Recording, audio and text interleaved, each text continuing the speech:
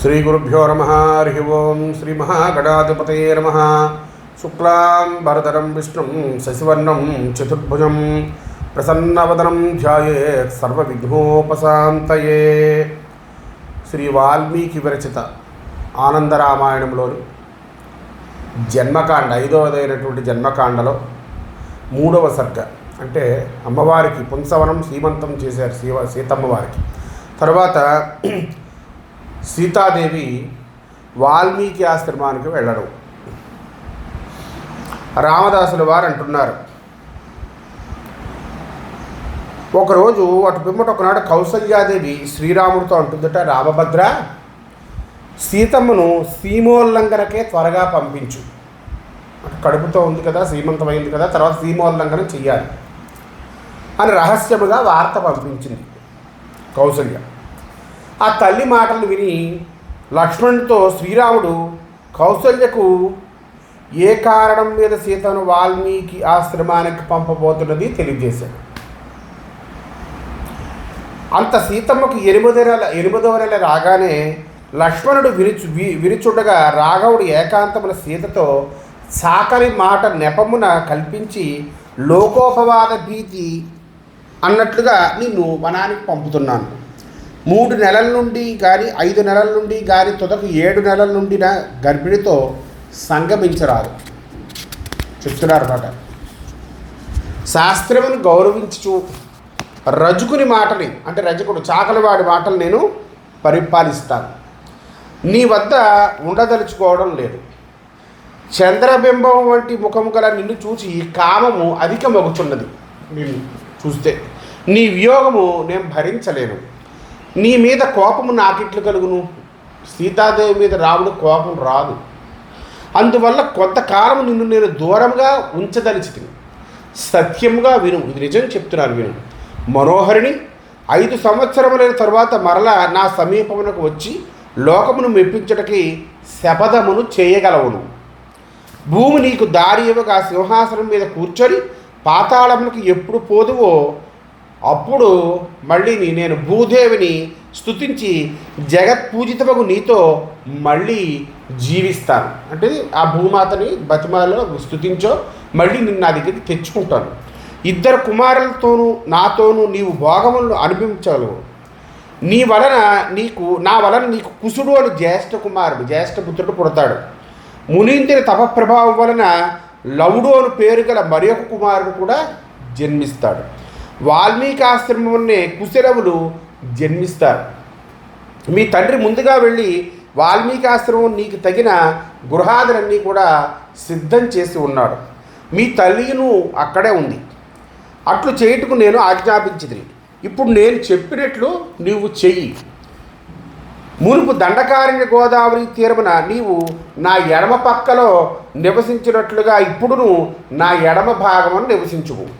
వాల్మీకి ఆశ్రమమునకు పోవుటకి రజోగుణ తమోగుణమును కలిసి వెళ్ళి ఆ ఆశ్రమమున నా వియోగమును నటించుము. నాతో నీకు విన్న వియోగాన్ని నటించు అనుచు కుశుడు జన్మించినప్పుడు నీకు రహస్యముగా దర్శనమిస్తాను. నీకు మన పుత్రుడు జన్మిస్తాడు కదా, అప్పుడు నీకు రహస్యముగా దర్శనమిస్తాను అని పలుకగా సీతాదేవి అట్లే కానిమ్మని నగుమోమతో సాదరముగా రజోతమ గుణ కలయికతో తన నిజచ్ఛాయను విస్మరించి శ్రీరాముని ఎడవ భాగమున సత్వాలయమును ఆశ్రయించెను.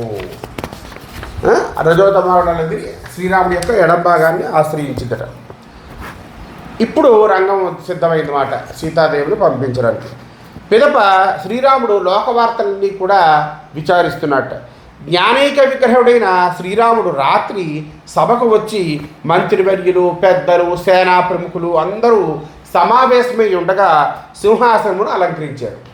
ఇట్లు సింహాసనంపై కూర్చున్న శ్రీరాముని సుహృత్తులు సేవిస్తూ ఉన్నారు. హాస్య వినోద సల్లాపమునిచే సభికులు ప్రభు మనోరంజకులై ఉండరు. ప్రభువులకి అనుకూలంగాను రంజకంగాను మనోరంజకంగాను మాట్లాడుతూ ఉన్నారన్నమాట.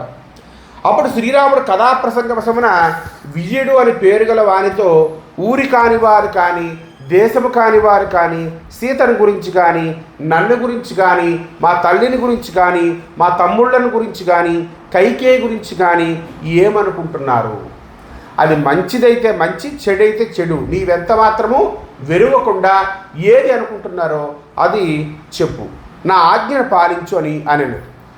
అప్పుడు విజయుడు, మహాప్రభు, అందరూ నిన్ను గూర్చి విజ్ఞాన నిధి శ్రీరాముడు దుష్కరమును మహాకార్యమును చేసినని చక్కగా పొగుడుతున్నారు. నిన్ను మాత్రం చాలామంది అందరూ పొగుడుతున్నారు. అయినా శ్రీరాముడు రావణాసురుని సంహరించి సీతను తెచ్చుకొని వ్యభిచారి భావ విశేష రోషమును పక్కన పెట్టుకొని తన ఇంట చేర్చుకున్నాడు. ఎవరింట్లోనో ఎక్కడో ఉంది కాబట్టి సీతమ్మ ఇక్కడ తెచ్చుకున్నాడు అని వ్యభిచార భావ వేషంతో తెచ్చుకున్నారు. విశేష రోషమును పక్కన పెట్టి, ఆ భావం ఏమీ లేకుండా, అంటే ఎవరింట్లోనో ఉన్న ఆడవాళ్ళని నువ్వు తెచ్చుకున్నావు, ఆ భావం వ్యభిచార భావం లేకుండా తెచ్చుకున్నావు అని చెప్పి అనుకుంటున్నారు అని చెప్పి మునుపు అరణ్యమున రావణుడు సీతని ఎత్తుకుని పోయాడు కదా. సీతని కామదృష్టితో చూసిన అతని హృదయం ఎట్టిది, కామదృష్టితో చూసే కదా సీతమ్మని ఎత్తుకెళ్ళాడు. అకస్మాత్తుగా కలిగిన దుష్కర్మైనప్పటికీ స్త్రీల యందు వ్యభిచార భావం ప్రచారమగును. రాజట్టివాడుగును ప్రజల్లో కూడా తప్పకుండా అట్టివారే అవుతూ ఉంటారు. ఇట్లు నానా విధములుగా పౌరులు పలుకుతున్నారు. రజకుడు చెప్పిన మరో సంగతిని విన్నవించెదను. అది ఏమనినా, ఆ రజకుడు దుర్మార్గురాలైనటువంటి తన భార్యను చూచి కోపముతో వసి నీచురాల రావణాసురుని ఇంటిలో వసించి వచ్చిన సీతను అంగీకరించిన ఆ రాముని వంటివాడని కాను నేను అని చెప్పి ఆ రజకుడు, నీ ఇష్టం వచ్చినట్లు నీవు పొమ్ము, రాముని వలె నేను ఉండలేను అని తన భార్యతో అన్నాడట. రజకుడు అనే మాటలు దారిలో పోవచ్చు నేను విన్నాను. ఓ శ్రీరామచంద్ర స్వామి, నీ ఆజ్ఞతే ఇట్లు విజ్ఞాపించుదిని. ఈ విషయమునందు హితమగునట్లుగా ఆచరించబేడదను. ఏది హితమైతే అది చెయ్యి అని విజయుడు విజ్ఞాపించను. ఆ మాట విని శ్రీరాముడు తన మనుషులను అడిగాను. వారును సరియే, ఇందులో సంశయమేమీ లేదు అన్నారు. అంతటా శ్రీరాముడు మంత్రులను మిత్రులను విజయుని అందరినీ పంపించి వేసి లక్ష్మణుని పిలిచేట, లోకాపవాదము గొప్పది, సీత వలన నాకు అపవాదు కలిగెను. తమ్ముడా, రేపు పొద్దున్న నీవు జానగిరి తీసుకుని పోయి వాల్మీకి ఆశ్రమ సమీపమున విడిచిపెట్టి రథమును ఎక్కి వచ్చివేయము. అచ్చటేమైనా మాట్లాడుతీవా నన్ను చంపినట్లే, మరో మాట లేదు, నువ్వు ఏం మాట్లాడడానికి వీల్లేదు అని చెప్పి సీత యొక్క భుజమును ఛేదించి లోకాపవాద నివృత్తి కొరకు తీసుకుని రమ్ము అని చెప్పి అక్కడి నుండి కైకేయిని చూచుటకు వెళ్ళారట. చూడండి ఎన్ని లింకులు ఉన్నాయో. కైకేయి సీతను మోసగించడం ఇక్కడ చెప్పుకుందాం. అంతలో రహస్యంగా కూర్చుని ఉన్న కైకేయి సీతను చూచి, జానకి ఈ గోడ మీద రావణుని యొక్క బొమ్మ గీసి నాకు చూపుము అని వేడుకగా అడిగిందట. అందుకు ఆమె అత్తగారు, నేను ఎప్పుడు కూడా రావణుని చూడలేదు, గోదావరి తీరం పంచవటిలో నన్ను అపహరించడానికి వచ్చినప్పుడు వాని కుడికాలి బొటనవేలుని చూచి తిని అని చెప్పిందట. అప్పుడు కైకేయి మరలా అంటుందట, పోనీ నీవు చూచినట్లే ఆ రావణుని యొక్క కుడికాలు బొటనవేలునే గీయము అని ఉత్సాహపరిచిందట. అంత సీతమ్మ అట్లే అని భయంకరముకు రావణ్ణి కాలి బొటనవేలుని చూసి గీసి చూపించి కైకేయి అనుమతితో నిజ మందిరానికి వెళ్ళిపోయింది అమ్మవారు సీతమ్మ. అప్పుడు కైకేయి చిత్రకారుని పిలిపించి ఆ రావణుని బొటనవేలు మీద తగిన విధముగా కౌశలముతే దశముఖుని రూపమును లిఖించి శ్రీరామునికి చూపవలనని దుర్మార్గముగా ఆలోచన చేసింది. ఆ సమయానికి శ్రీరాముడు అక్కడికి రావడంతో ఆమె చాలా ఆశ్చర్యంతో ఆ గోడ పక్కననే శ్రీరామునికి కూర్చోడానికి ఉత్తమ పీఠాన్ని చూపించింది. నాయన కూర్చోని. శ్రీరాముడు కైకేయి మాతకు నమస్కరించి ఆ పీఠమునందు కూర్చొని పక్కన గోడ మీద చిత్రముగా వ్రాసి ఉన్న రావణుని యొక్క రూపం చూసేట. అప్పుడు కైకేయితో, ఈ చిత్రముని ఎవరు గీశారు అని అడిగారట. సీత లిఖించినని కైకేయి తిన్నగా ముట్టించిందట. అంటే చెప్పింది మాట. సీత ఎందుకు గీసిందంటే, ఎక్కడైనా సీత గీసిందా? లేదు, కానీ సీత గీసిందని అందట. స్త్రీ జాతికి ఎక్కడెక్కడో మనసు సొప్పి ఉండు కనుక స్త్రీల మనసు ఎవరికి తెలియను, ఎవరి మీద ఎక్కడ చిక్కుపోయిందో స్త్రీల మనసు ఎవరికి తెలుస్తుంది? స్త్రీల యొక్క చరిత్రను ఎవరు ఎరుగుదురు? పరమేశ్వరాదులే స్త్రీచే మోహితులైరి. కాబట్టి ఇంక చెప్పదగినదేముంది? మహాతపస్వి శ్రీరాముడు ఆ కైకేయి వాక్యమును విని ఆమెతో సవిస్తరంగా సీతను గురించి సభలో సంగతిని గురించి చెప్పి, తల్లి రేపు లక్ష్మణుడు సీతని గంగా తీరమును వదిలిపెట్టి వచ్చును. నా ఆజ్ఞతో లక్ష్మణుడు సీత యొక్క భుజమును కత్తిరించి తెచ్చి నీకును పౌరులకును చూపనున్నాడు. ఇది నిక్కము. స్త్రీహత్య తగదని నేను లక్ష్మణునికి చెప్పి సీతను చంపమని చెప్పక రావణుని వ్రాసిన భుజమును భేదించినట్లు చెప్పింది. పిదప దానిని దుష్టజంతువుల త్వరగా భక్షించి వేయును అని అనుకూలంగా చెప్పింది. ఆ శ్రీరామ వాక్యములు విని కైకేయి ఇక శ్రీరాముడు సీతా విరహం వల్ల రాజ్యము ఆవిడ కుతంత్రం చూడండి. ఇంకా శ్రీరాముడు ఇంకా సీత దూరంగా వెళ్ళిపోతుంది కదా, విరహంతో ఉంటాడు, మనసు పనిచేయదు, బాధపడతాడు. అందువల్ల ఆ రాజ్యమును ఏలజాలడు. రామసేవాపరాయణుడైన లక్ష్మణుడు తత్సేవ కొరకే రాజ్యమును అంగీకరించడు. పిదప నా యొక్క భరతుడు రామాజ్యచే రాజ్యాన్ని పరిపాలిస్తాడు అని ఆవిడ యొక్క ఆలోచన.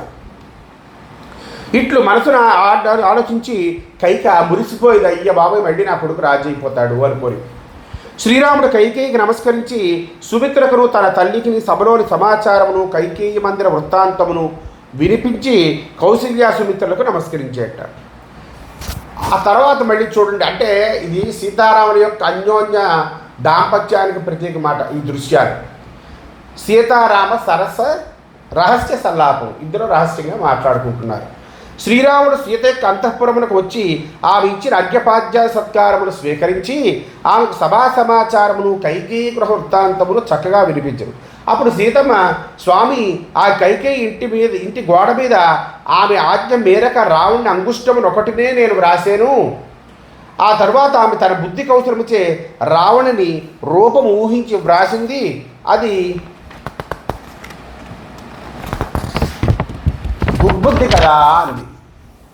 దుర్బుద్ధి కదా అంది విన్నవించింది. అంత శ్రీరాముడు ప్రేయసి సమగ్రముగా కైకేయి యొక్క దుర్బుద్ధిని నాకు తెలియదు అనుకుంటున్నావేమో నువ్వు.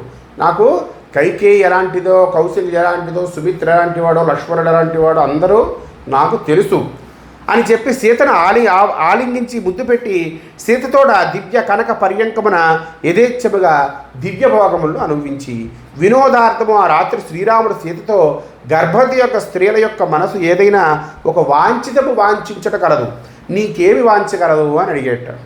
నిశ్చయముగా దాన్ని తప్పకుండా అనుకూలపరుస్తాను, నీకు ఎలా కావాలంటే అలాగని. ఇట్టి రామవాక్యమును విని జానకీదేవి భవిష్యత్ కార్యవశవర్తిని అయి ఆవిడకు కూడా భవిష్యత్తులో ఏ కార్యం జరగాలో తెలుసు కాబట్టి గంగా తీరమునందల వృక్షములను, మునీంద్రుల ఆశ్రమములను, ఋషిపత్రులను చూడవలనని చెప్పి నా మనస్సు అపేక్షిస్తుంది, త్వరగా నన్ను పంపించుము అని చెప్పగా రాముడు అట్లే అని ప్రేసి నా ఆజ్ఞచే లక్ష్మణుడు రేపు నిన్ను తీసుకుని వెళ్ళిపోతాడు అని సీత నీ యొక్క క్రీడనాదులచే జప ధ్యానాది సత్కర్మలన్నీ మరిచిపోతుని. నీవు అరణ్యమునకు పోయినప్పుడు వాటినన్నిటినీ కూడా ఆచరించదును. అంటే నీతో నేను ఉండబట్టి ఆ జపం, ధ్యానం, సత్కర్మలు అన్నీ చేయడం మానేశాను ఇప్పటివరకును. నువ్వు వెళ్ళిపోయిన తర్వాత వాటిని మళ్ళీ ఆచరిస్తాను అన్నట్ట. చూడండి రాముడు. శ్రీరాముడు మంచం మీద సుఖంగా నిద్రించేట. జానకమ్మ కూడా ఎక్కడ నా తల్లిను తండ్రిను కలరో అక్కడ నాకేమి కుదువు కాదు, అక్కడ నా తల్లిదండ్రులు ఉన్నారు కదా, ఇక్కడ నుండి ఒక వస్తువును తీసుకుని పోను, ఊరకే సఖిని దాసిని మాత్రం పిలుచుకొని లక్ష్మణుడితోడ రథమునెక్కి సంతోషముగా వెళ్ళదను అని నిశ్చయించుకొని మంచం మీద సుఖముగా నిద్రించింది. తెల్లవారగానే లేచి లక్ష్మణుడు సీతమ్మను వాల్మీకి ఆశ్రమం వద్ద వదిలేడు.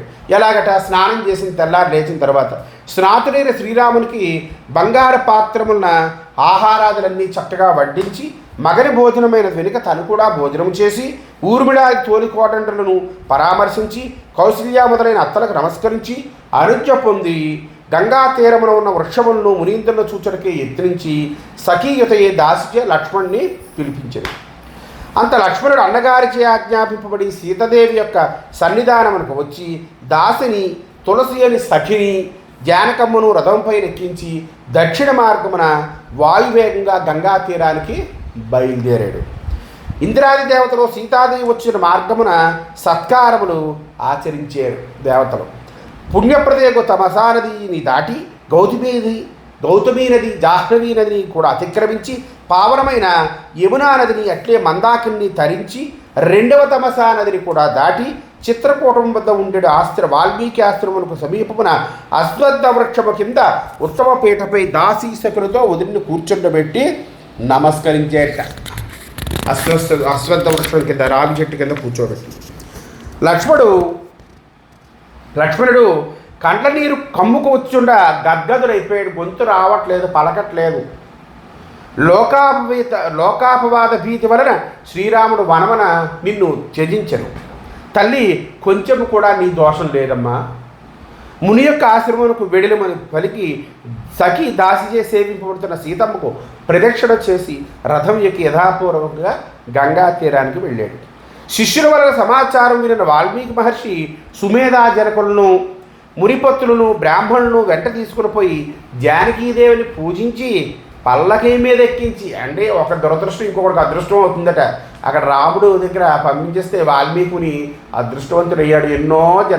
ఎన్నో సంవత్సరాలు తపస్సు చేసిన ఫలితం ఆ అమ్మవారు ఆయన ఆశ్రమంలో ఉండడం అంటే మామూలు అనుకుంటున్నారా? ఛత్ర చామరాది ఉపచారములతో, వివిధ వాద్యములతోనూ, వంది మాగత సమస్త జనులతోనూ, నటి నట నృత్య గీతములతో, సమస్త రాజోపచారములతో తన ఆశ్రమమునకు సంతోషముతో తీసుకుని వచ్చారు. వన్య పుష్పములచే మునిపత్రులు సీతమ్మ మీద వాన కురిపించింది. వైదేహి పల్లకి ముందు వెండి బంగారు దండములు దాల్చిన వారు పరిగెత్తున్నారు. ఇట్లు తిన్నగా సీతమ్మ వాల్మీకి ముని ఆశ్రమమున ప్రవేశించింది. మునిపత్రులు దీపములచే జానకీదేవికి నీరాజనములు పలుకుచున్నారు, అర్పించారు. తపస్సు యొక్క వాల్మీకి యొక్క దివ్యాశ్రమమున జానకీదేవి కనకరత్న మంచముపై తొడదిండ్లకు ఆనుకొని, తొడ దగ్గర దిండ్లు సుఖముగా సుస్థితి ఉన్నది, హాయిగా ఉంది. పరమాత్మ యొక్క సాక్షాత్ లక్ష్మియే ఈ సీతమ్మ ఈయను సంగతిని మునివాక్యము చే తెలుసుకొని భక్తితే దివ్యాఖ్యానములను, వన్య సుమములను వేరువేరుగా వచ్చి సమర్పించి గర్భిణి యొక్క కుతూహలములన్నీ కూడా ఈడేర్చు. కోరికలు ఉంటాయి కదా గర్భిణిగా ఉన్నప్పుడు, అవి కృతకృత్యులు అవుతున్నారన్నమాట. ఎవరెవరు అక్కడ ఉన్నవాటి వాళ్ళందరూ కూడా. వైదేహి పల్లకనెక్కి మునుపు అయోధ్యలో ఆ రామక్రీడను ఎట్లు అనుభవించుచుండెను అట్లే ఈ తపోవనములంతా అవలోకించుచు సుఖముగా ఉందట, హాయిగా ఉంది అమ్మవారు. ఈ విధముగా శ్రీమద్ వాల్మీకి మహర్షిచే రచింపబడిన శ్రీ శతకోటి రామచరితాంతర్గత శ్రీమద్ ఆనంద రామాయణములో 5వది అయినటువంటి జన్మకాండలో సీతాదేవి వాల్మీకి ఆశ్రమంలో ప్రవేశించినటువంటి స్వర్గ 3వ సర్గ ముగిసింది. ఇప్పుడు 4వ సర్గలో కుశలముల జననం గురించి తెలుసుకుంటాం. లక్ష్మణుడు సీత యొక్క కృత్రిమ భుజాన్ని తెచ్చి చూపుతారు. రామదాస్ గారు మళ్ళీ ఏం చెప్తున్నారంటే, అప్పుడు లక్ష్మణుడు గంగా తీరానికి వచ్చి తన మనమున స్వయం ప్రభువుకు శ్రీరాముడు శాస్త్రాజ్ఞను పాలించువాడై తన కామ నిగ్రహం కొరకు స్వేచ్ఛా కౌతుకమున పరిస్థితి అయిన సీతను త్యజించాడు కదా. అట్లుండ అతను రహస్యముగా నాకు సీత యొక్క భుజమును ఛేదించి తీసుకొని రమ్మానండి. నేను శపథమును విని యోచించి రాముని అడగబోతుని, ఏంటి ఎడం భాగం తెచ్చేయడం ఏంటి, ఎడం భుజాన్ని నరికి. ఇప్పుడు ఏం చేస్తాను మరి, ఎడం భుజం తెచ్చిమన్నాడుగా. ఆజ్ఞను పాటించకుండా రాముని సన్నిధికి ఎట్లా పోతాను? సీత భుజము లేక నేను అయోధ్యకు వెళ్ళినచో ఆ శ్రీరాముడు మళ్ళీ ఏం కోపగిస్తాడో కదా. ఎవరి చేత నేను తన బిడ్డవలే నిత్యము పాలింపబడితేనో అట్టి సీతాదేవి యొక్క భుజమును నేనెక్కడ ఛేదించగలను? తల్లి సీతమ్మ, నేను ఎలాగ వదినమ్మ ఆవిడ యొక్క ఎడం భుజాన్ని ఛేదించి తెమ్మంటున్నాడు రాముడు. ఏమిటిది? ఇప్పుడు నేను అగ్ని ప్రవేశముద్ర చేస్తాను. నేను మరి రాముడు ఆజ్ఞ పరిపాలించలేదు, సీతాదేవికి నేను అలా చేయలేను కాబట్టి నేను అగ్ని ప్రవేశం చేస్తాను. రామునికి ముఖమును చూపనని చింతించి చితిని ఏర్పరచడానికి దృఢంగా నిశ్చయించారు. అంతలో బ్రహ్మాజ్ఞనందిన విశ్వకర్మయుడు దేవశిల్పి కమ్మరివాని వేషం ధరించి గొడ్డలి గైకొని కాననమును తిరుగుతున్నట్ట. లక్ష్మణుడు కమ్మరిని చూచి, నీకు కావలసినంత డబ్బులు ఇస్తాను, గొడ్డలచే చెట్లు నరికి చితి పేర్చుటకు నా కట్టెలు తెచ్చి సహాయం చేయము అని అడిగారటండి. ఆ విశ్వకర్మ లక్ష్మణుని చూచి చితి పేర్చుటకు కారణం ఏంటయ్యా అని అడిగాడు. అప్పుడు లక్ష్మణుడు జరిగిన సంగతి అంతా కూడా వివరంగా చెప్పాడు. అందుకు విశ్వకర్మ, క్షత్రియుడా, ఈ అల్ప విషయమునకి చిన్న విషయం కదా ఇది, నీ దేహాన్ని అగ్నిలో ఆహుతి చేయొద్దు, ఇదిగో క్షణమాత్రంలో సీతాదేవి భుజాన్ని నీకు తయారు చేసి ఇస్తాను అన్నట్టండి. అంటే విశ్వకర్మ చర్మము, మాంసము, రక్తము, కొవ్వు, ఎముకలతో పాటు సీతమ్మ ధరించిన రవికతో కూడిన అలంకారములు కలిగిన జానకీదేవి భుజమును ఏమాత్రము తేడా లేకుండా అచ్చమైనటువంటి జానకీదేవి యొక్క ఎడం భుజం ఎలా ఉంటుందో అలాగే తయారు చేసి కల్పించే లక్ష్మణుని చేతికిచ్చి వెంటనే మాయమైపోయాడు దేవమాయ.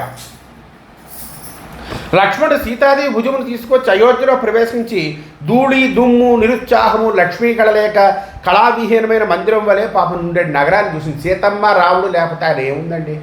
రాముడు సరే, సీతమ్మ లేకపోతే అక్కడ ఏముందండి? ఆడవాళ్ళు లేకపోతే గృహం ఎలా ఉంటుందో సీతమ్మ లేకపోతే అయోధ్య ఎలా ఉంది? ఎందుకు అయోధ్య? సీతమ్మ లేని అయోధ్య ఎందుకు? రామచంద్రం లేని అయోధ్య వేరే సంగతి. సీతమ్మ లేకపోతే ఇంక అయోధ్యలోకి వెళ్ళడం వేస్ట్. ఆ విధంగా చూచు తల వంచుకుని సభలో ఉన్న శ్రీరాముడికి నమస్కారం చేసి కంకణముతో కూడిన సీతాదేవి యొక్క భుజాన్ని చూపించారు. ఎడం భుజానికి ఇక్కడ కంకణం కట్టుకొని ఉంటుంది కదా, దానిని శ్రీరాముడు వినమ్ర ముఖుడై, తమ్ముడా నా ఆజ్ఞచే కైకేయికి, మిత్రులకు, పౌరులకి, దేశము వారికి, రాజులందరికీ దీన్ని ప్రదర్శింపజేయము అన్నాడు. అక్కడ కైకేయి ఉంది కదా తల్లి, కైకేయి తల్లి అదే కదా చితి పెట్టింది మొత్తం అంతా కూడా. మళ్ళీ రావణాసురుడి మీద మోజుంది భార్యకి అని చెప్పి, అందువల్ల ఆ శిక్ష విధిస్తే వాళ్ళు సంతృప్తి పొందుతారని చెప్పి కైకేయికి, మిగతా వాళ్ళందరికీ అందరికీ చూపించు అని చెప్పి, అట్లే అని లక్ష్మణుడు అందరికీ కృత్రిమ సీతాభుజమును చూపించి పదిలముగా మళ్ళీ పెట్టెలో దాచాడు. కైకేయి ఆ భుజమును చూసి మిక్కిలి సంతోషించింది. చూడండి ఎంత సంతోషమో చూడండి. కుత్సిత బుద్ధి ఉన్న వాళ్ళకి ఎప్పుడూ కూడా అలాగే ఉంటుంది. సర్వజ్ఞమూర్తి యొక్క శ్రీరాముడు సాక్షాత్ పరబ్రహ్మైనను లోకనటను అనుసరించి విరక్తుడై సమస్త భోగములను వదిలి మునీంద్రుల చేత పూజింపబడే శ్రీరాముడు మునివ్రతాన్ని ఆచరిస్తున్నారట ఆయన. ఇంకెందుకని అంతరచక సీతాదేవి వాల్మీకి ఆశ్రమమున మునిపత్రులచే వన్యోపచారములు అందుకొనుచు పూజింపబడి సంతోషాన్వితే సుఖంగా ఉంది. అమ్మవారు హాయిగా ఉంది, దేనంగా ఏం లేదు. తెలుసు కదా, రాముడు చెప్పేశాడు అన్నీ ముందే. ఇట్లు సీతాదేవి ఋష్యాశ్రమమున 2 మాసములైన తరువాత ఒక శుభరాత్రి యందు సూర్యకాంతి వంటి మగపిల్లవాడిని ప్రసవించింది తల్లి. సీతాదేవి ప్రసవించిన ఆ రాత్రి స్వయం ప్రభువుకు రామచంద్రుడు ఆ మంగళముహూర్తమును గుర్తించి పుష్పక విమానమున కింకిణీమాలికను గంటను తీసి పెట్టించి తమ్మునితో ఆ విమానమును ఎక్కి గగన మార్గమును వెడలి వేగమున ఆ వాల్మీకి ఆశ్రమమునకు వచ్చి ఆ మునికి తమ్మునితో పాటు నమస్కారం చేశాడండి వాల్మీకి గారికి. అంత ఆ రాఘవుడు ఎప్పుడు భార్యను వదిలేదండి. అంటే ఇవన్నీ రహస్యాల మాట, మన రామాయణంలో అక్కడ లేవు కానీ రహస్యంగా ఉన్నాయి. అంత ఆ రాఘవుడు వాల్మీకితో, బ్రాహ్మణులతోనూ, మిత్ర పరివారంతో జాతకర్మాది సంస్కారములు విధి విధానముగా ఆచరించారండి. అక్కడ సీతాదేవి ఎదుట సంతోషంతో పుత్రుని ముఖమును చూస్తూ వస్త్రాభరణాదులు మొదలుగా గణ దానములన్నీ అనేకములు చేసి పుత్రజన్మ మహోత్సవ సమయమున యథావిధిగా నాందీ శ్రాద్ధమును ఆచరించారండి. పుత్రుడు పుట్టినప్పుడు కూడా నాందీ శ్రాద్ధం చేస్తారు. ఇప్పుడు మనం వివాహ సమయంలోనే చేస్తున్నాం.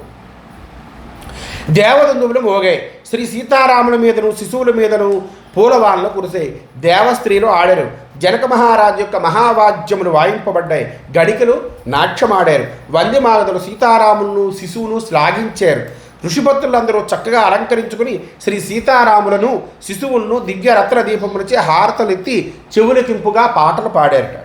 వారినందరూ శ్రీరాముడు వస్త్రాలంకారాలచే చక్కగా వస్త్రాలు అలంకారాలు ఇచ్చి పూజించేట. జనక మహారాజు సీతారాములను దశరథులను వైభవంగా పూజించాడు. వాల్మీకి మునీంద్రుడు శిశువుకు దర్భలచే క్రమంగా శాంతి కర్మను ఆచరించేట. కుశశాంతి కర్మలో మంత్రముతో కుశలచే నీటిని చల్లడముతో కుశడు అని చెప్పబడ్డాడు. ఇట్లు వాల్మీకిచే రాముని ఎదుట బాలగురికి నామకరణోత్సవం జరిగింది.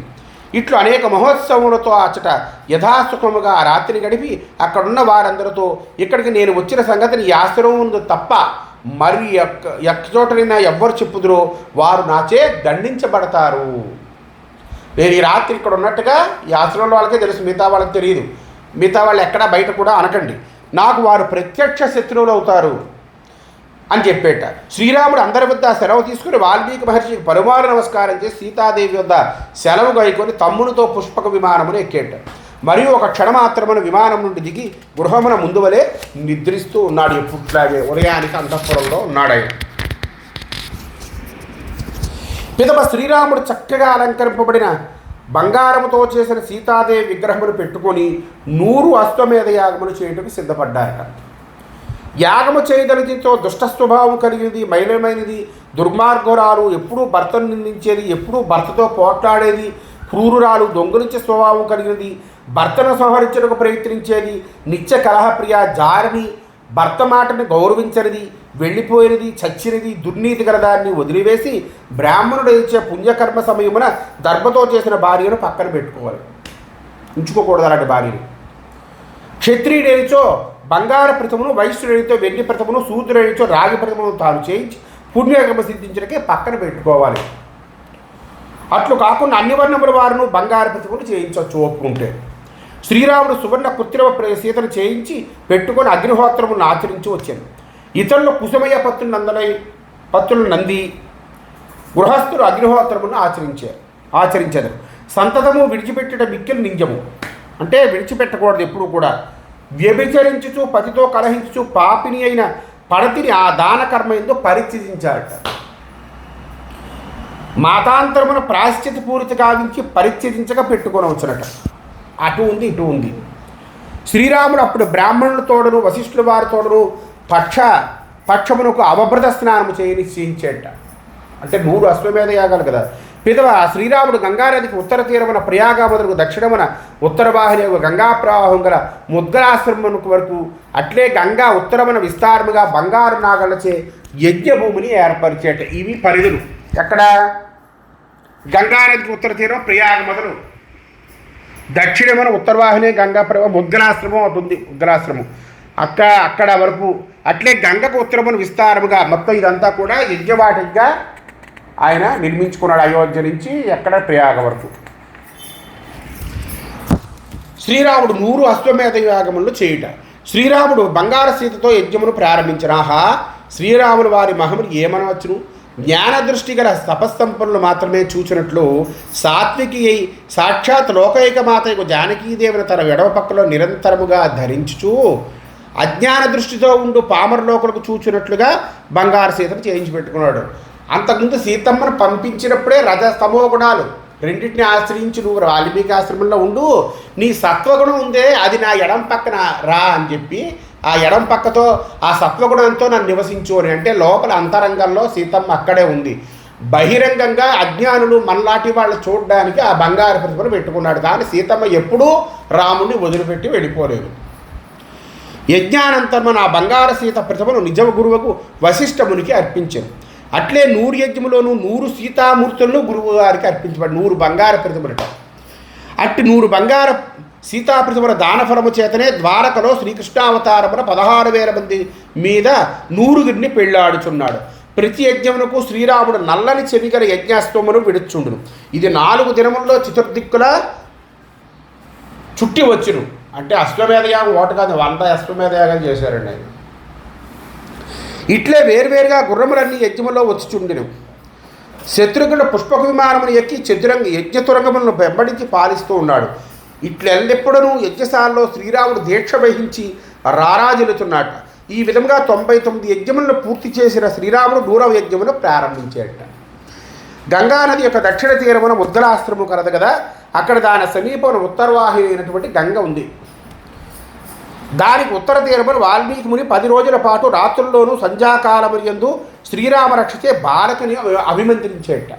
శ్రీరామరక్షచే 11వ దినమున ఆ బాలకునికి కుసుడిని నామకరణము చేసి శ్రీరామాజ్ఞసారముగా అన్ని సంస్కారములు ఆచరించేట. చూడండి, ఆ విధంగా కుసుడు పుట్టాడు. కుసుడు ఇట్లు ఆ శిశువు తల్లిచే లాలింపబడుతూ వృద్ధి నొందుతూ ఉన్నట్ట. సుమేధ జనకులు తమ మనుమని మంగళకరములకు మనోహర వస్త్రముల చేతను పులిగోరు మొదలైన వివిధ రక్షా వస్తువుల చేతను అలంకరించి ఆనందిస్తూ ఉన్నారట. ఇక ఇంకొకటి, మరి ఇప్పటివరకు కుసుడు గురించే చెప్పుకున్నాం. ఇప్పుడు లవుడు గురించి, లవుడు ఎలా వచ్చాడో చెప్పుకుంటాం. కుసుడు తన ఆటలచే తల్లిని సంతోషపెడుతూ ఉన్నట్ట. ఒకసారి సీతమ్మ వాల్మీకి చిన్న మంచం మీద నిద్రిస్తున్న కుసుని చూచి వేరొక పని మీద తన చెలికెత్త వెడలగా తన తల్లిదండ్రులైన సుమేధాజనకులు మొదలగు వారందరూ వెలుపలకు వెడల సంగతి చూసి ఆశ్వీజ ఆదివారమును ఆశ్వీజంలో మాసంలో ఆదివారం మాట నదీ స్నానము చేయించి బిడ్డను జాగ్రత్తగా చూచుకుని ఉంటున్నట్లుగా వాల్మీకి మహర్షితో చెప్పి తాను దాసితోడు తపసా నదికి బయలుదేరిందట. ఇట్లు పోచు దారిలో తన మీద 5 పిల్లలను ఎక్కించుకుని ఆడుకుంటున్న ఆడుకోతిని చూసింది. తన బిడ్డను తలుచుకొని మనసున జంతు గర్భమును పుట్టిన ఈ కోతి తన పిల్లలను చక్కగా తన వెంట పెట్టుకొని పోవచ్చున్నది. చూసారా, అమ్మవారికి కూడా అనిపించింది మానవ జన్మలు ఎలాంటిదంటే దుర్భరం. దుర్భరం అంటే మనిషి ఎలా ఆలోచిస్తాడో అలాగే ఉంటుంది ఆలోచనలు కూడా. తన కోతి ఉంది, తన 5 పిల్లలు పెట్టింది, 5 పిల్లల్ని కూడా చక్కగా ఎక్కడుంటే అక్కడ తీసుకుపోతుంది. పొమ్ము మానవ జన్మ ఎత్తున నేను నా యొక్క బిడ్డని ఇంటిలో విడిచి 3 రాళ్ళని స్నానానికి పోతున్నాను, ఈ భూమిలో సుఖము క్షణికమైనది అని తను తానే నిందించుకొని వెనుకకు తిరిగి ఆశ్రమానికి వచ్చింది.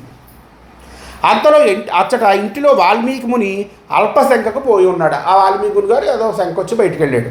శిష్యులు వారి వారి పనుల మీద ఉన్నారు. అప్పుడు సీతమ్మ చిన్న మంచం మీద తన బిడ్డ కుసిని ఎత్తుకొని మరలా నదికి బయలుదేరింది. అట్లే దాసీతోడు తమసా నదిలో ఉదయపు స్నానం ఆచరించింది, కొడుకును కూడా తీసుకుని వెళ్ళి. ఇక్కడ ఆశ్రమంలో మంచం మీద మునీంద్రుడు బిడ్డని గానక ఆయన లోపలికి వెళ్ళి వచ్చేసరికి బిడ్డ లేడు. ఈ విషయం ఎవరికీ తెలియదు.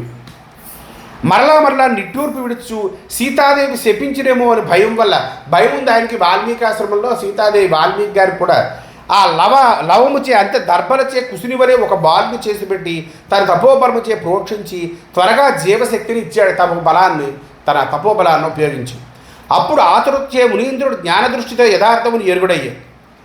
ఈ ఆతృతలో పడి అయ్యో కుమారుడు కనిపించలేదు, సీతమ్మ వస్తే నన్ను ఏమని చెప్పిస్తుందో ఏమడుగుతుందో అని ఆ ఆతృతలో ఉండాలి. తన దివ్య దృష్టి ఉపయోగించలేదు ఆయన. అంత ఆ సీతమ్మయ్యను స్నానం చేసి దాసీతోడు తిన్నగా కుటీరానికి వచ్చింది. నడుమున కుసిని ఎత్తుకుని మంచం మీద మరొక బాలుడిని చూసి మంచం మీద ఈ బాలుడు ఎవరు అని మునీంద్రుని అడిగింది. అదండి విచిత్రం.